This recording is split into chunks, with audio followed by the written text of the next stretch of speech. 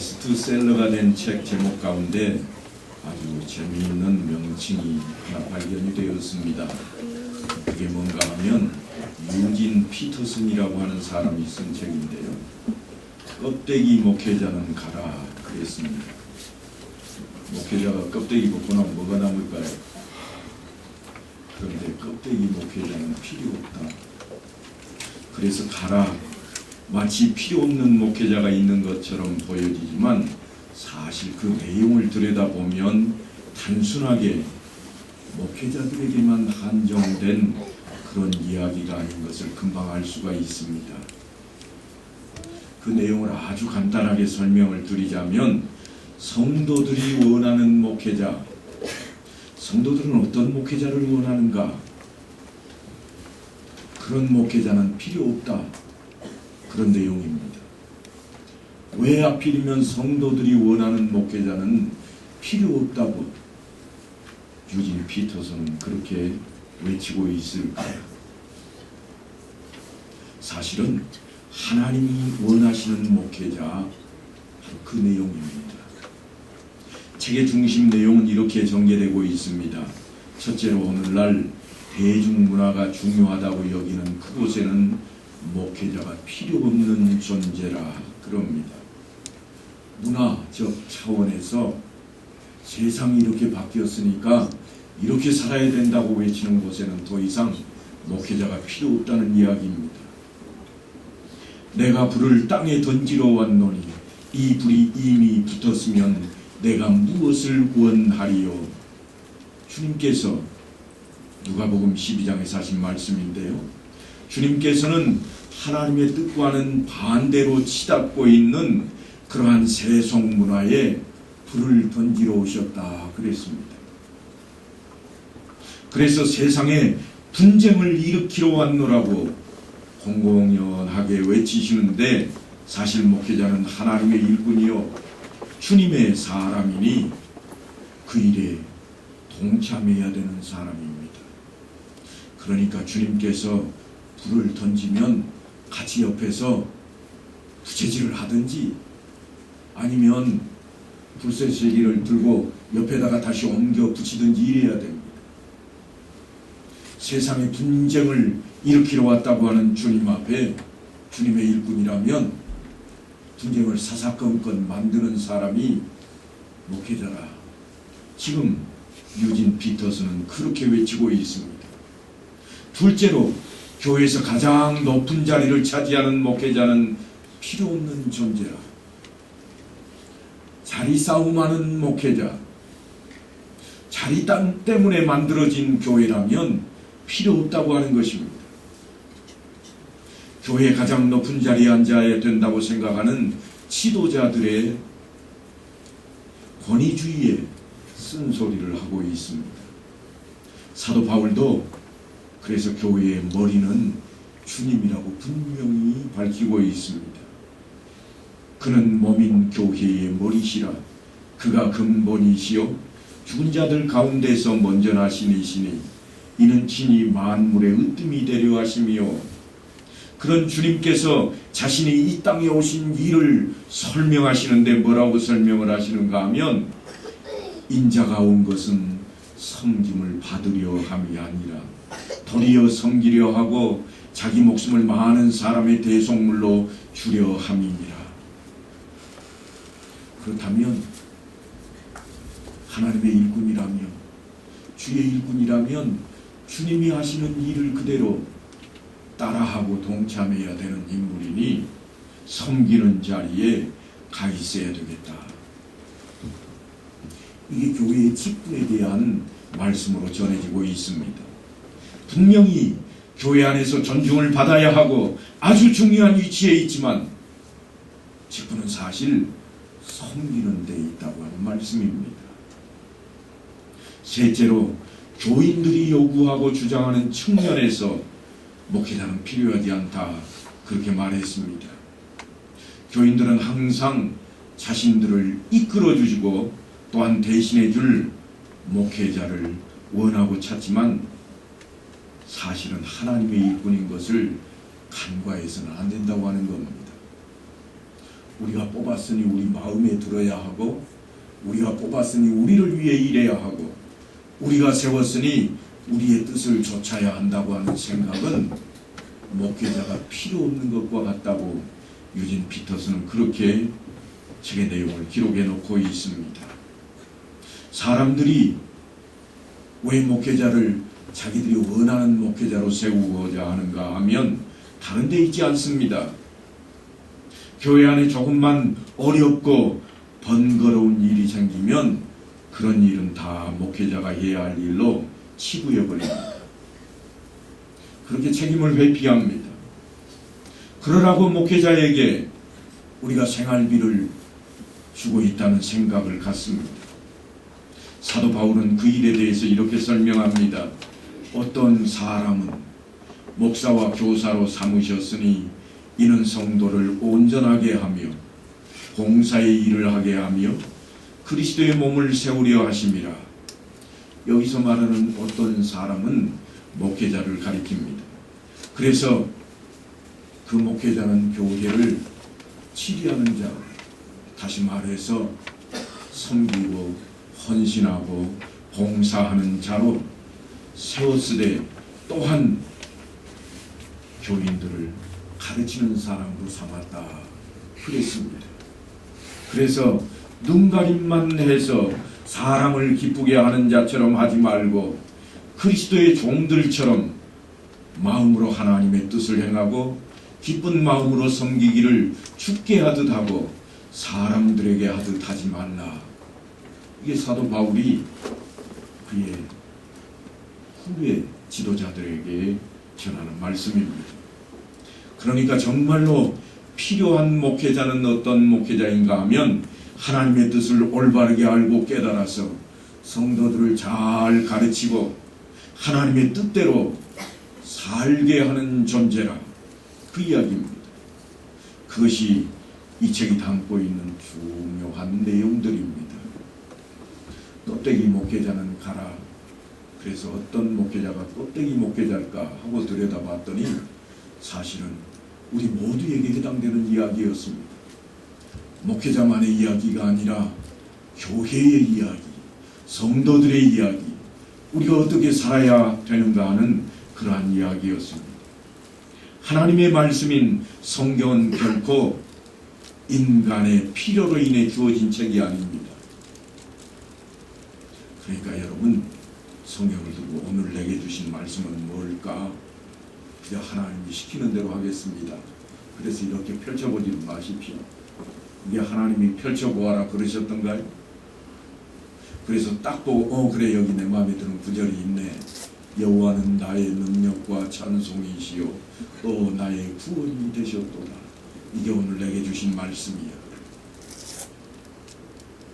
성경은 결코 그렇게 우리 인간들의 필요를 위해서 기록해 놓은 그런 책이 아닙니다.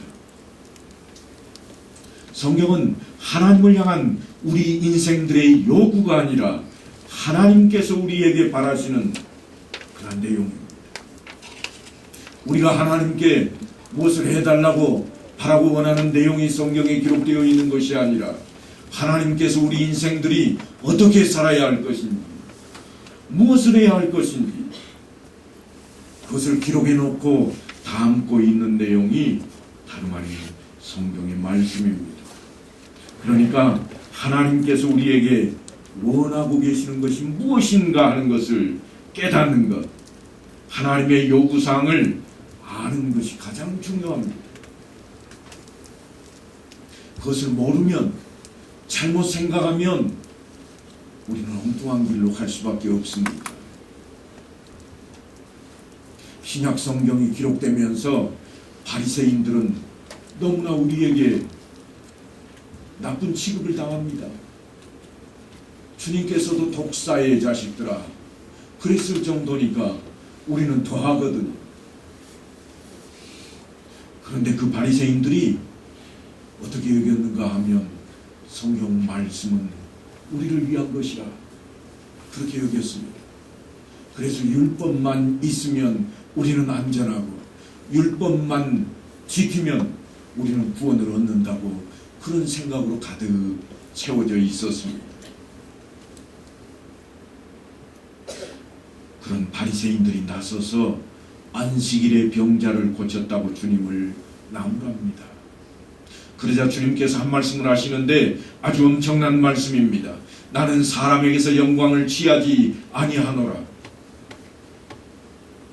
내가 안식일에 병자를 고쳤다고 내가 자랑거리로 삼고자 한 일이 아니라, 너희들에게 자랑이 되고자 한 일이 아니라 그런 말씀입니다. 나는 내 영광 드러내려고, 내 자랑거리 만들려고 이 일을 행한 것이 아니라, 사람들은 누구나 자신의 모든 것을 팔아서라도 영광을 누리고 싶어 합니다. 한동안 교회 안에서 신실하다고 소문이 나 있던 연예인도 순간의 실수로 인기가 떨어지자 그것 때문에 목숨을 끊어버리기까지 했습니다. 그러니까 신앙인마저도 세상의 영광을 누리기 위한 수단이 신앙이 되었다고 하는 겁니다.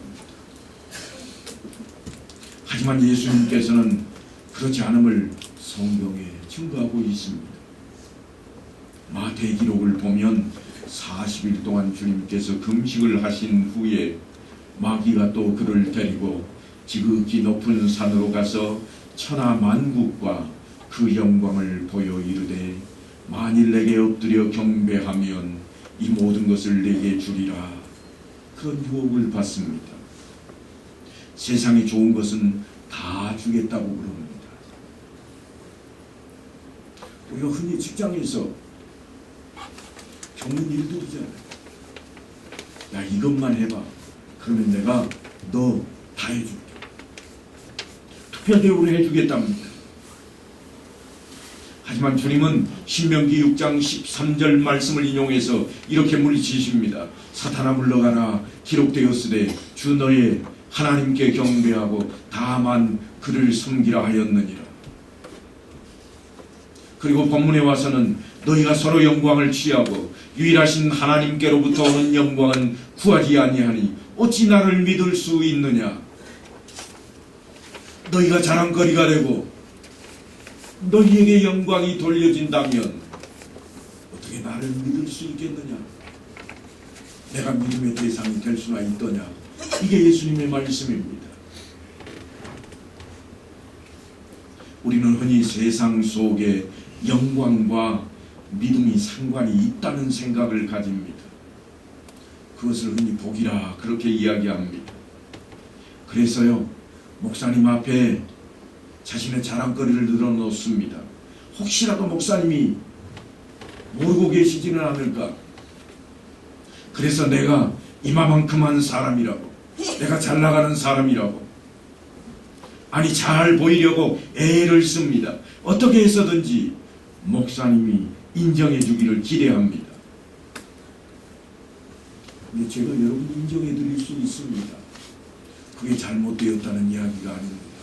그런데요, 제가 여러분을 인정하는 것이 여러분의 영혼 구원의 문제가 해결되는데 조금이라도 도움이 된다면 제가 얼마든지 그렇게 해드릴 수 있습니다. 그렇게 100번을 제가 자랑하고 지켜 세운다고 할지라도 사실 여러분을 구원하는 길로 인도하는 것은 결코 아닙니다.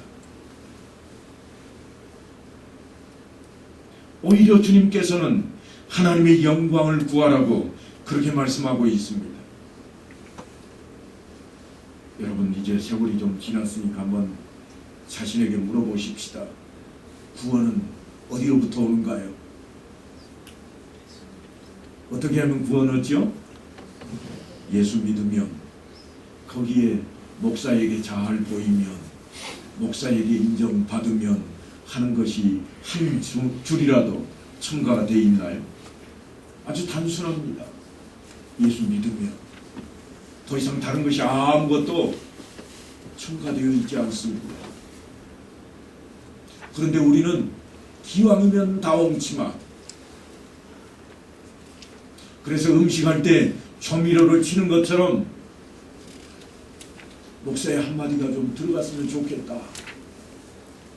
그래도 목사님이 아무개 집사는 믿음이 좋아. 아무개 집사만큼만 신앙생활 해봐. 이 말이 듣고 싶은 거예요.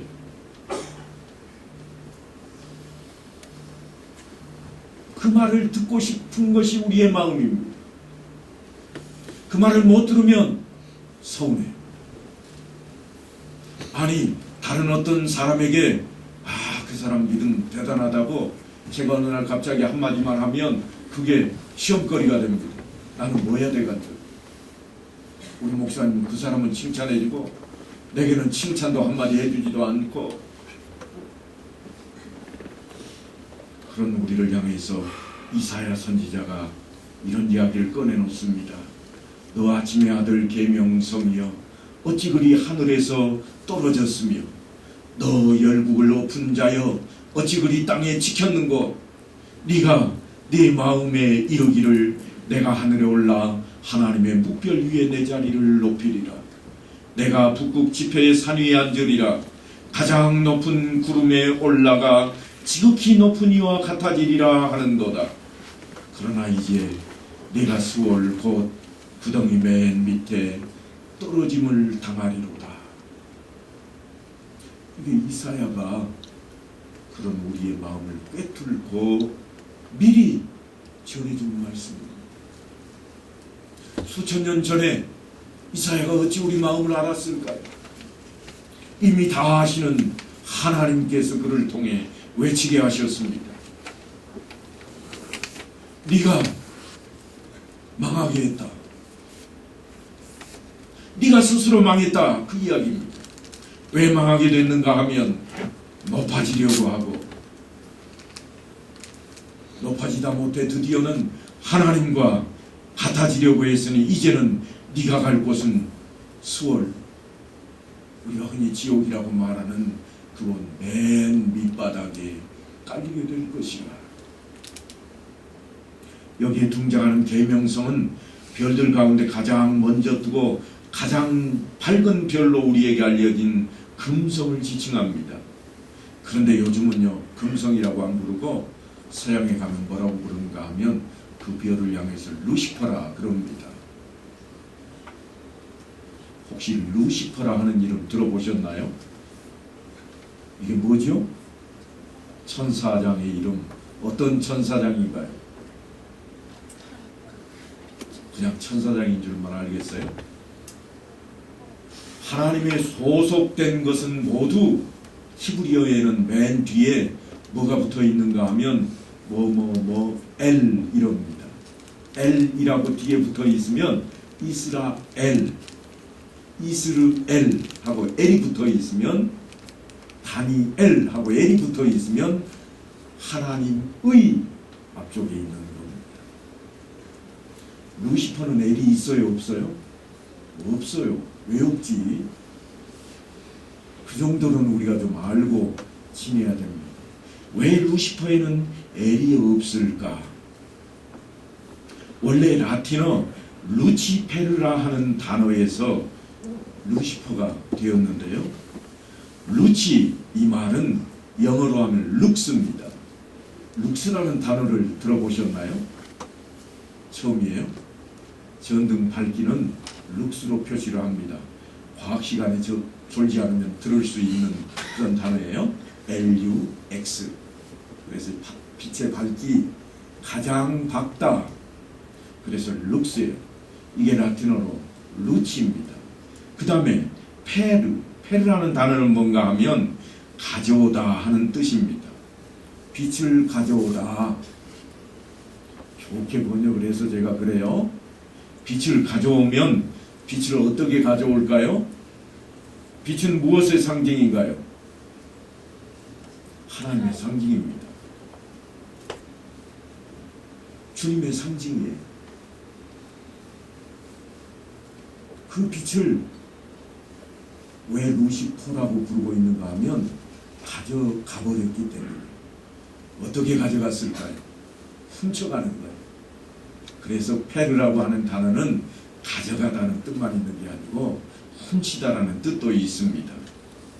그래서 이게 영어식으로 읽으니까 루시퍼가 되는 거고, 라틴어로 옛날 고전어로 읽으면 루치페르입니다. 그래서 아직도 천주교에서는 루치페르라 그렇게 부르고 우리는 루시퍼라 그럽니다. 그렇다면 이 루시퍼라고 하는 것이 왜 갑자기 등장을 했을까요? 그것은요, 초대교회 시절에 4세기경이라, 4세기라고 하는 것은 언제예요? 주후 300년에서 399년 어간에 그런 말입니다. 그때 교부 중에 누가 있었는가 하면 오리게네스라고 하는 교부가 있었습니다. 오리겐이라고 부르기도 합니다. 오리겐 혹은 오리게네스. 이 사람이 구약성경 이사야서 14장 12절 말씀을 성도들에게 설교하면서 해석하기를 이렇게 했습니다. 샛별처럼 지위가 드높던 천사가, 여기서 말하는 샛별이 뭔가 하면 루치페르입니다. 우리나라 말로 번역을 하면 금성입니다. 그 천사가 교만하여 내쳐졌다, 그렇게 해석을 했습니다. 왜 내쳐졌다고 봤는가 하면 복음서에 보면 주님께서 하신 말씀이 있어요. 누가복음 10장에 보면 사탄이 하늘로부터 번개같이 떨어지는 것을 내가 보았노라. 주님께서 사탄이 하늘에서 떨어지는 것을 보았대요.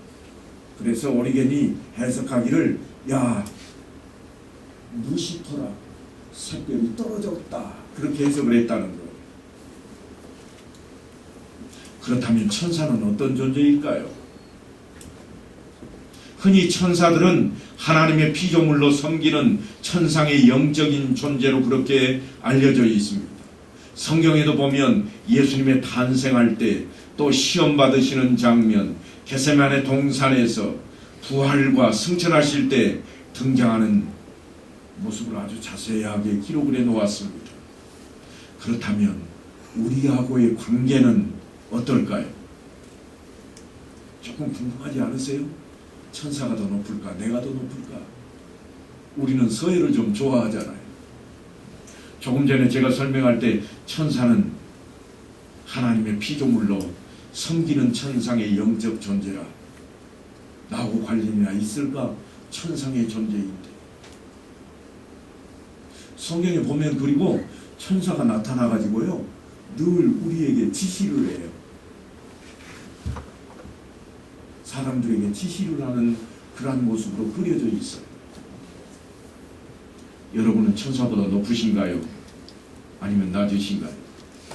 천사에 대한 이야기는 성경에 아주 자세하게 기록이 되어 있습니다. 히브리서를 보면 등장하는데요, 모든 천사들은 섬기는 영으로서 구원받을 상속자들을 위하여 섬기라고 보내심이 아니냐.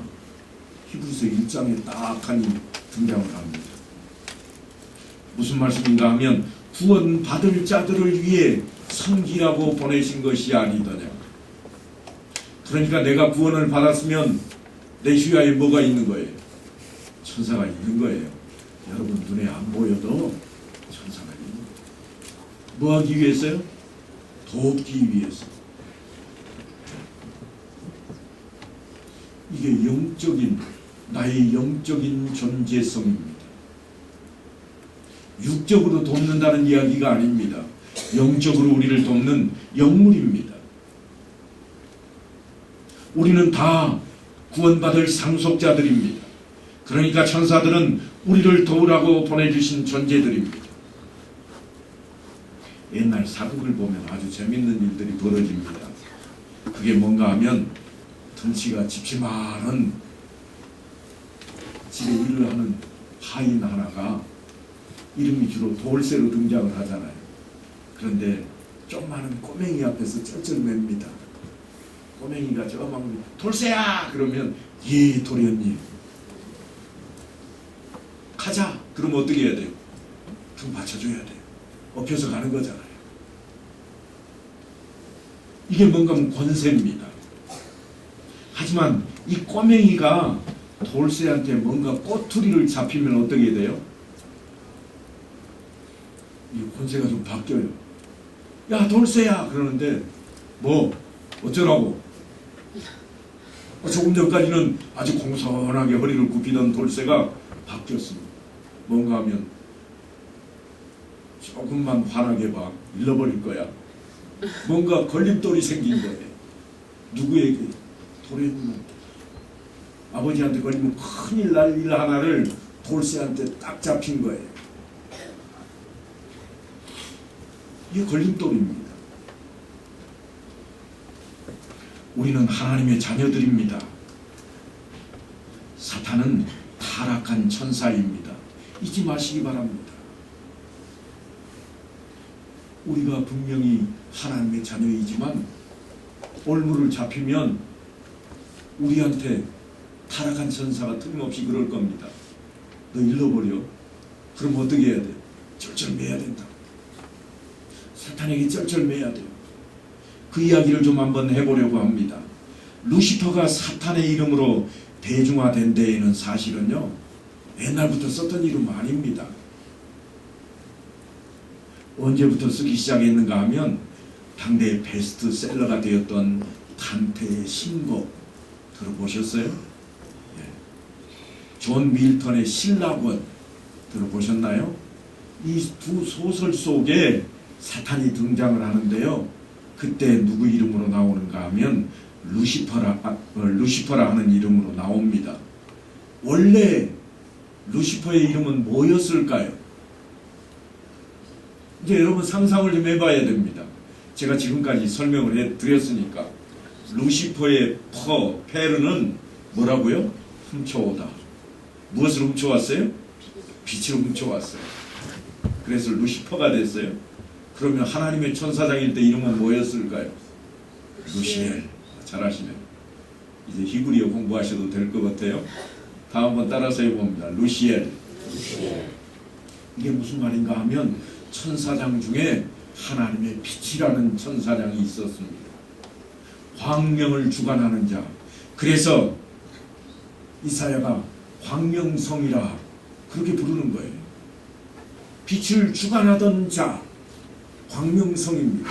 그런데 그 사람이 어떻게 됐다고요? 하나님을 모독하는 자가 되어버립니다. 배반하는 자가 되어버립니다. 원래 학자들에 따르면 천사장은 셋이 있습니다. 미카엘, 가브리엘, 루시엘. 다 들어보신 말씀들이죠? 하도 떠들어댔으니까 들었을 거예요. 그렇게 셋이 있는데 루시엘이 가장 아름답고 용기와 기품도 가장 뛰어났다고 그럽니다. 항상 뭐가 문제인가 하면 잘난 것이 문제입니다. 루시엘은 스스로를 대견스럽게 여겼고 자랑거리로 여겼습니다. 그래서 하나님과 같은 자리에 앉을 마음을 품었습니다. 그러다가 그에게 동조하는 무리들과 함께 추방을 당하고 맙니다. 그 자리는 후일 라파엘이라는 천사장에게 맡겨집니다. 그래서 어떤 학자들은 라파엘까지 넣어서 4대 천사장으로 부르기도 합니다. 그것이 중요한 것은 아닙니다. 추방당한 루시엘은 그때부터 이름이 뭐로 바뀌었다고요? 루시퍼로 바뀌었습니다. 계시록에는 하늘의 표적에 대한 이야기가 나오는데요. 하나는 진품이고 하나는 짝퉁입니다. 뭐가 나온다고요? 하늘의 표적. 하늘에 큰 이적이 보이니 해를 옷 입은 한 여자가 있는데 그 발 아래에는 달이 있고 그 머리에는 12별의 관을 썼더라. 이 여자가 아이를 베어 해산하게 되매 아파서 예를 쓰며 부르짖더라. 그리고 낳은 아이에 대한 이야기도 기록되어 있습니다. 여자가 아들을 낳으니 이는 장차 철장으로 만국을 다스릴 남자라. 그 아이를 하나님 앞과 그 보좌 앞으로 올려가더라. 이게 계시록 12장의 이야기입니다. 하지만 똑같은 12장에 다른 이야기도 하나가 기록이 되어 있습니다. 대조되는데 짝퉁에 대한 이야기입니다. 하늘에 또 다른 이적이 보이니 보라, 한 큰 붉은 용이 있어 머리가 7이요 뿔이 10이라. 그 여러 머리에 7 왕관이 있는데 그 꼬리가 하늘의 별 3분의 1을 끌어다가 땅에 던지더라.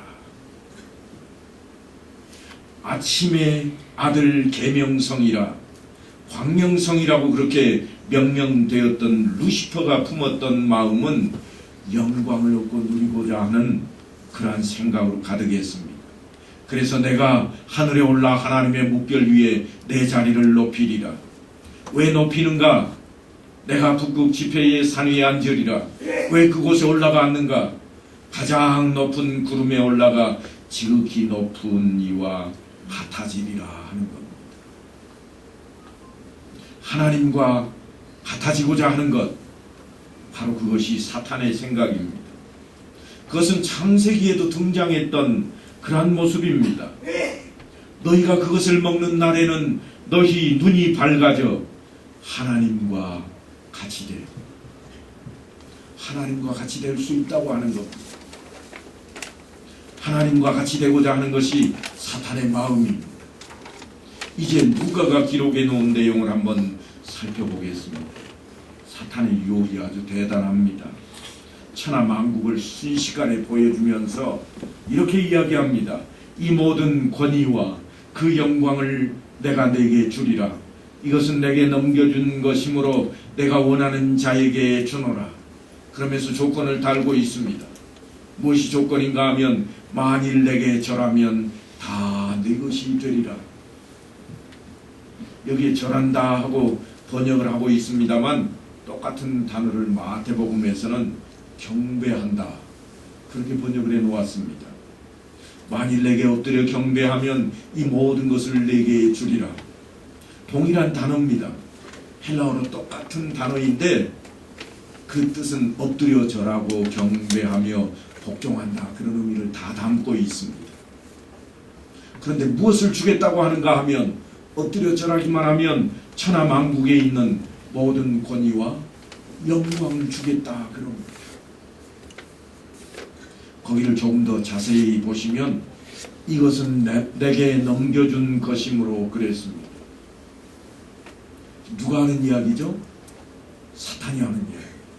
사탄이 내가 영광을 가지고 있고 권위를 가지고 있는데 이것은 내게 넘겨준 것이라.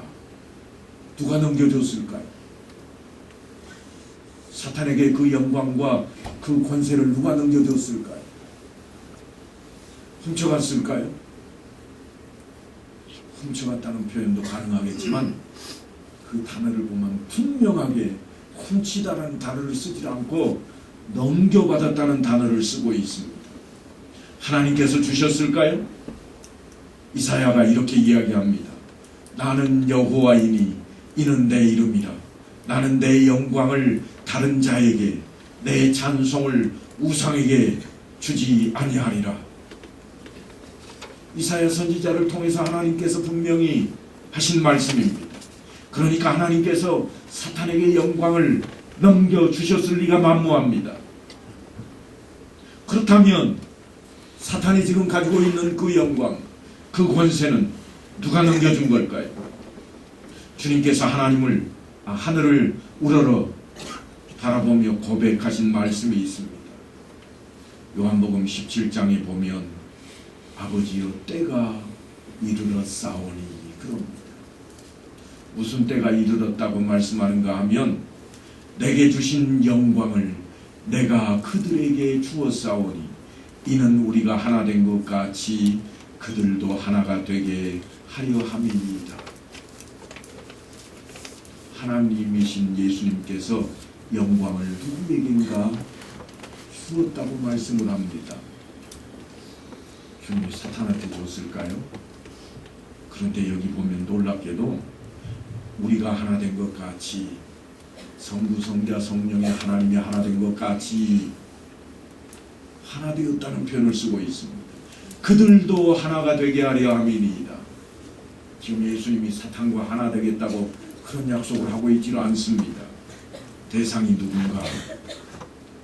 하나님께서는 우리를 하나님의 형상대로 만드셨고 하나님의 형상 안에 있는 그 영광도 우리에게 주신 겁니다.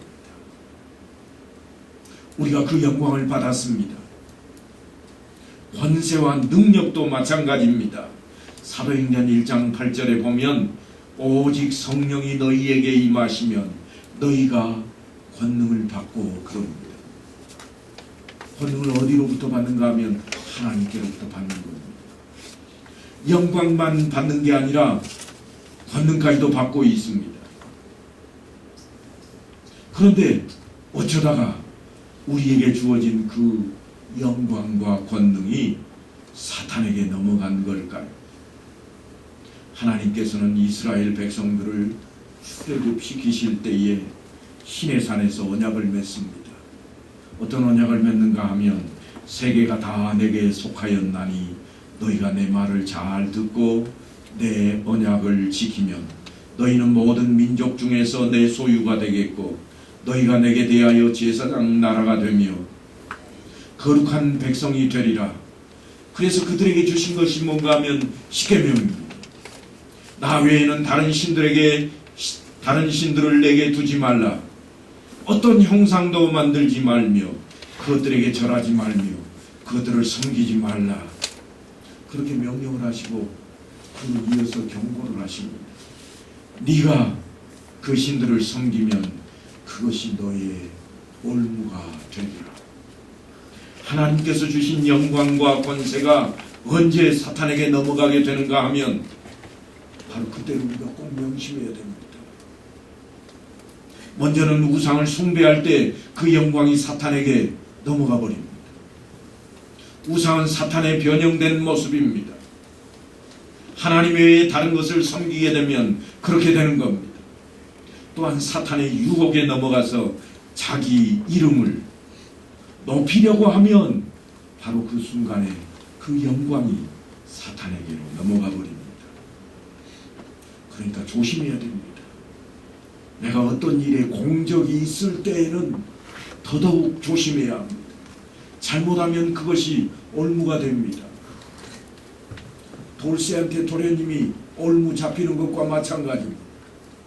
우리가 사탄에게 올무가 잡혀버립니다. 그래서 사도 바울은 우리를 향해 이렇게 권면합니다. 너희 안에 이 마음을 품으라. 곧 그리스도 예수의 마음이니. 왜냐하면 주님 안에 있는 자기를 낮추시고 죽기까지 복종하셨으니 곧 십자가에 죽으심이라. 그 말씀, 그 모습이 우리에게 요구되기 때문입니다. 세상에는 스스로 자신의 영광을 취하고 드러내는 사람들로 가득합니다. 스스로를 자랑하는 시대라고까지 말합니다.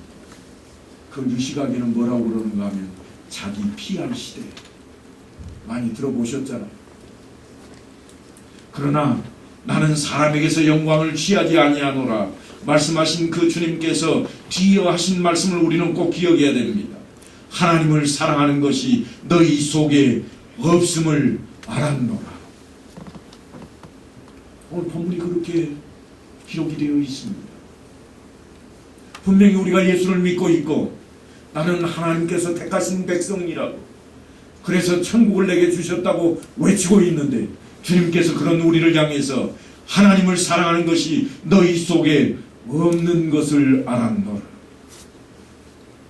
어떨 때 우리에게 하시는 말씀인가 하면 스스로 영광을 취하는 이들에게 하시는 말씀입니다. 그러므로 내가 예수를 믿노라 하면서도 혹이라도 스스로 영광을 취하는 유혹에 빠지지 않도록 정신 차려야 됩니다.